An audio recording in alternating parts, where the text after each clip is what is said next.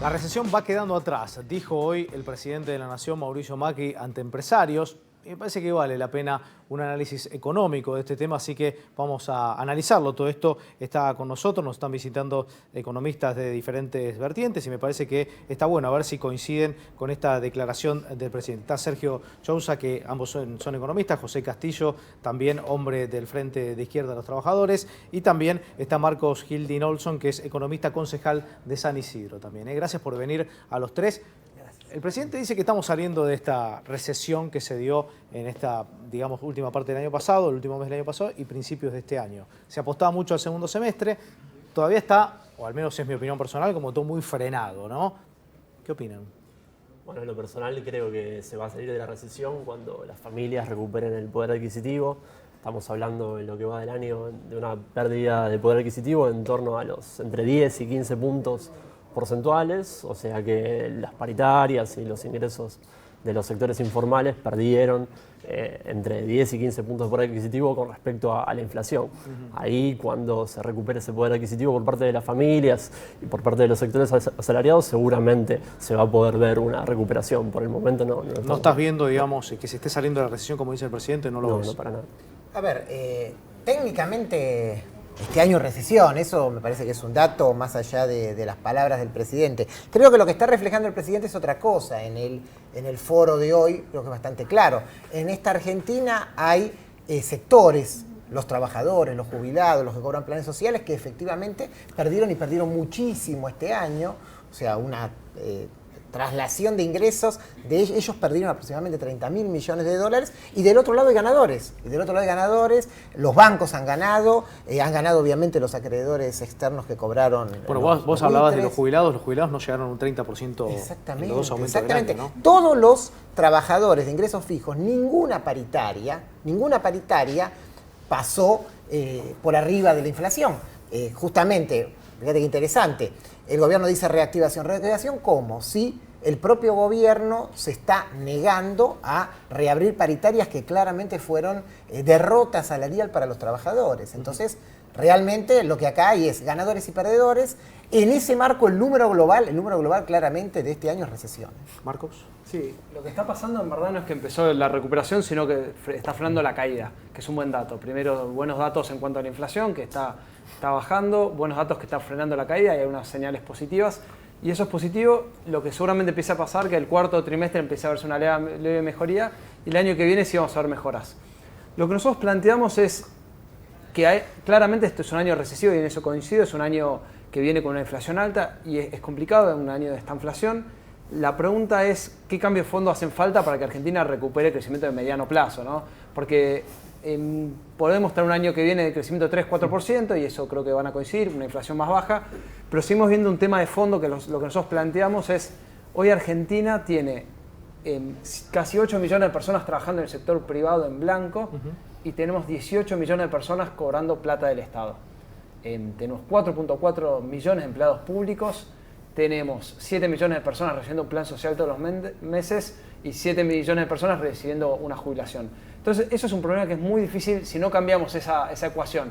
8 que aportan y 18 que están cobrando, va a ser muy difícil que podamos crecer. Entonces, lo que nosotros pensamos y proponemos es que tenemos que lograr crecer rápidamente la cantidad de empleado privado en blanco. ¿Y eso cómo se hace? Bajando impuestos, bajando regulaciones, bajando trabas y facilitando la creación de empleo. Viste que se abre la discusión ahora si el gobierno, de hecho hoy se sugirió, digamos, ¿no?, este acuerdo entre gobiernos y empresarios de empezar por una flexibilización laboral.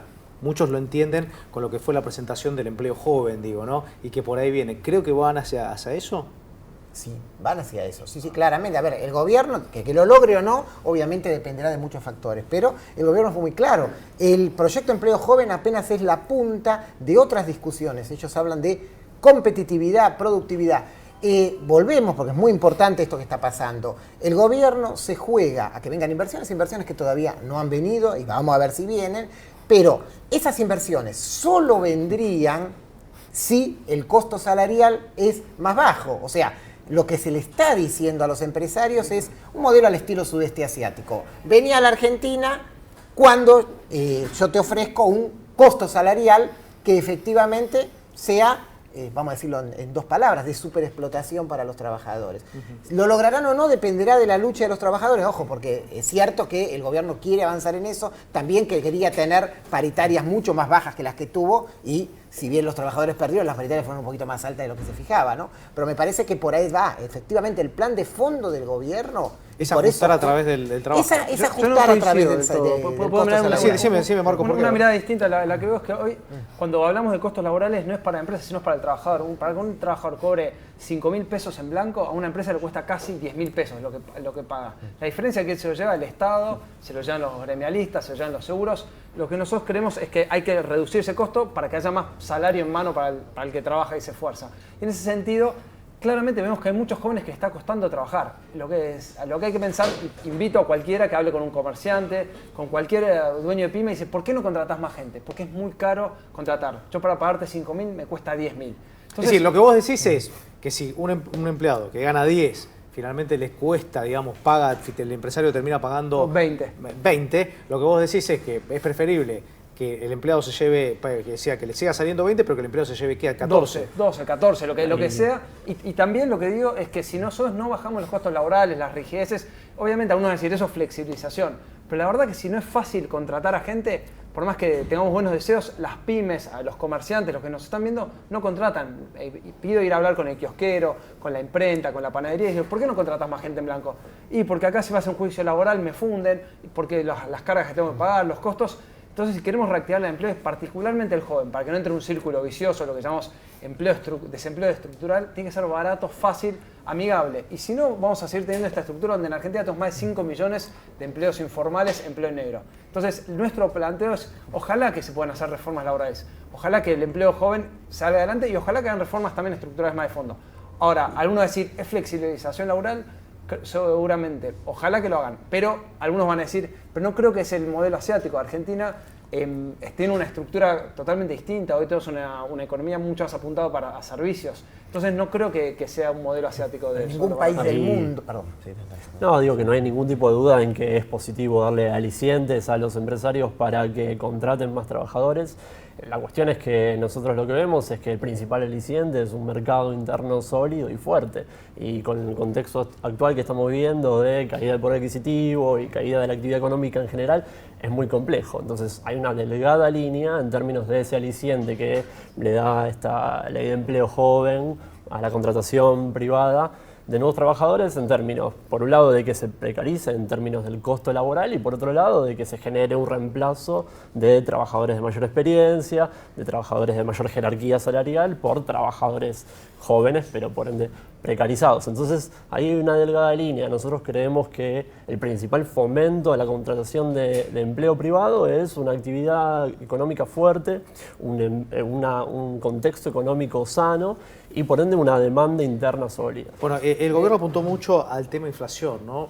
Y, digamos, de hecho, algunos economistas creen que el mayor mal que hoy tiene la Argentina es la inflación, ¿no? Se conoció el dato de agosto, ¿no? 0,2%, el índice de inflación oficial que dio a conocer el INDEC. La Ciudad de Buenos Aires dio un poquito más alto, digo, pero... y hablan de que obviamente es por el tema de las tarifas, por lo que ha sido la suspensión del aumento. Ahora, en algún momento va a haber que aplicarlo, no sabemos, no será como se anunció inicialmente, será otro. Digo, ¿es para festejar el número o hay que ser cauto? A ver, no es ni para festejar ni para no festejar. O sea, primero el número efectivamente tiene ahí una trampita estadística que es que se está restando sí, el aumento de tarifas que todavía no se dio. El problema, la verdad, no es la inflación alta o la inflación baja. El problema es qué pasa con el poder adquisitivo que tienen los trabajadores. O sea, si nosotros llegamos a una situación en la Argentina donde la inflación, que es posible que llegue al 1,5, 1 o inclusive más abajo, pero a costa de reventar el mercado interno, que los trabajadores no puedan comprar absolutamente nada, oleadas de despidos y la verdad... bueno, esto ya lo vimos en la década del 90. En la década del 90 efectivamente tuvimos muy baja inflación, pero tuvimos récord de desempleo. Enorme. Entonces, cuidado con poner como foco número 1 el tema inflacionario. Yo creo que igual hay otro problema, porque, y acá voy a diferir con lo que plantea el colega, en cuanto a esa apuesta a que efectivamente el empresariado realmente existente en la Argentina, por ejemplo, sea tanto nacional como extranjero, y vuelvo al foro de negocios e inversiones, Sí. van a ser ellos los que van a resolver los graves problemas de empleo en la Argentina, sea desempleo, sea trabajo en negro, sea terciarización. La verdad, nosotros creemos que el problema en la Argentina se resuelve con un gran plan de obras públicas que efectivamente ponga en marcha el país, pero que eso no requiere la entrada de capitales extranjeros, ni todo este show que se está haciendo. En la Argentina el problema no es que falten capitales, el problema es que se van los capitales, ¿no? Veamos este año, o sea, tuvimos salidas impresionantes por deuda externa, fuga de capitales, las empresas transnacionales que mandan sus utilidades afuera. Si todo ese dinero efectivamente se volcara a el plan de infraestructura que necesita efectivamente la Argentina, ahí, por ejemplo, imaginémonos, mega plan de viviendas para resolver el problema. Sí, pero está claro que la inversión tiene que ver mucho con la confianza, digamos, que toma una decisión La económica. privada. Bueno, pero ahí donde nosotros decimos, la verdad, no vemos que el motor Digo, sea la lo que yo inversión digo privada. es, no sé si el gobierno ha generado todavía, también que hay que darle un poco de plazo a esto, digo, la Argentina sí te dio vaivenes, digamos, cada 10 años tiene un vaivén, digo, Claro, entonces pero, digo... pero lo que hay que ver con una cosa que decías es que la inflación es un síntoma de un problema mayor. ¿Por qué tenemos inflación en Argentina y mucho más que en Chile o en Uruguay? Es porque tenemos un déficit fiscal alto, una política monetaria súper expansiva durante los últimos 12 años y eso ha llevado a que se traslade la inflación. Claramente es un dato muy positivo que empieza a bajar la inflación, pero no coincido con Pratgay, el ministro de Economía, que dijo deja de ser un problema. Sigue siendo un problema muy grave. Hasta que no tenemos inflación de menos de 2 dígitos, es un problema. Y ahí diciendo en que la inflación siempre es un problema. Hay veces que, porque claramente los precios no suben todos al mismo tiempo y generalmente el que más pierde es el que menos tiene. El no asalariado, el trabajador informal, lo que más sube son los alimentos. Entonces, lo que nosotros planteamos es claramente, es bueno que haya bajado, claramente coincido totalmente en que la baja tiene que ver en parte por el tema de las tarifas, pero igual, a pesar de eso, hubiese sido del 1%, 1,2%, que es positivo igual. Lo que nosotros vemos es que si no empezamos a achicar el déficit fiscal, nos empieza a bajar un poco el gasto, va a ser muy difícil bajar la inflación. Y ahí es donde creo que es muy importante la inversión. Ahora, una pregunta, digo, supongamos que llegan las inversiones, se crean más puestos de trabajo, ¿la Argentina está preparada? ¿Tiene gente preparada para ocupar? Porque hoy ya no se toman operarios, digo, el operario raso que barre la fábrica, digamos, el empresario. Es más, a los empresarios les cuesta, si hablas con un pyme te lo dice, le cuesta despedir los empleados porque están cada vez más calificados, digo, entran a una empresa, tienen capacitación, digo, hoy ha cambiado el mercado laboral. ¿Cómo está la Argentina en eso? Hay de las dos cosas, ¿no? La Argentina tiene una altísima calificación en técnicos, por eso insisto, o sea, hay técnicos y hay trabajadores capacitados, no es cierto que se necesita una expertise que venga de afuera. También es cierto que hay una masa importante de la clase trabajadora argentina que producto de la continuidad de una serie de políticas que vienen de décadas ha quedado afuera del mercado de trabajo y que no tiene las calificaciones. Por eso, cuando yo insisto, esto no lo resuelve el sector privado y digo, plan de obras públicas, digo, poner vía la construcción en masa a millones de trabajadores que no tienen otra manera de ser reinsertados en el mercado de trabajo. Yo creo que en términos de calificación, el argentino en promedio está altamente calificado. Una buena muestra de eso es el hecho de que somos capaces de mandar satélites al espacio, digo, cosa que son muy pocos los países del mundo que lo pueden hacer. Sin embargo, lo que voy a disentir es que el grado de calificación y el vector de la confianza sean los principales vectores que motorizan la inversión, ya sea nacional o inversión extranjera. Nosotros creemos que el principal factor que miran los empresarios para invertir en un país es la solidez del mercado interno, porque en eso radica que después vayan a tener demanda sobre los productos. Pero mi pregunta va a esto, digo, yo me acuerdo de hablar con Lino Barañao un montón de veces, digamos, el actual ministro de Ciencia y Tecnología, del anterior gobierno también, y Lino Barañao, siempre la charla era la misma, digamos, uno de los sectores que más empleo requiere es el de Ciencia y Tecnología, todo lo que está... Exacto.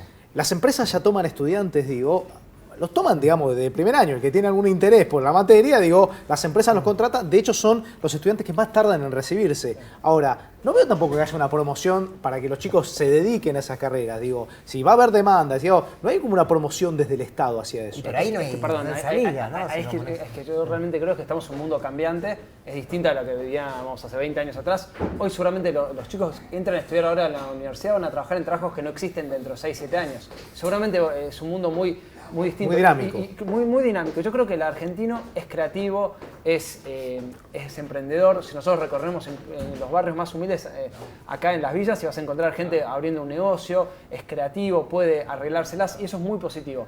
Lo que nosotros creemos es que si hay buenas oportunidades, hay gente para tomar. Y sin contar que vemos un deterioro enorme en la educación argentina. Lamentablemente, en cualquier nivel, cualquier tipo de examen, hemos caído en todos los rankings y creemos que es fundamental invertir en la educación, no solamente en tener más títulos, sino ser mucho más creativos, en más diversidad. Pero creo que la mayor traba para hoy, digamos, hoy en día, son las trabas que tienen los emprendedores para poder arrancar un negocio.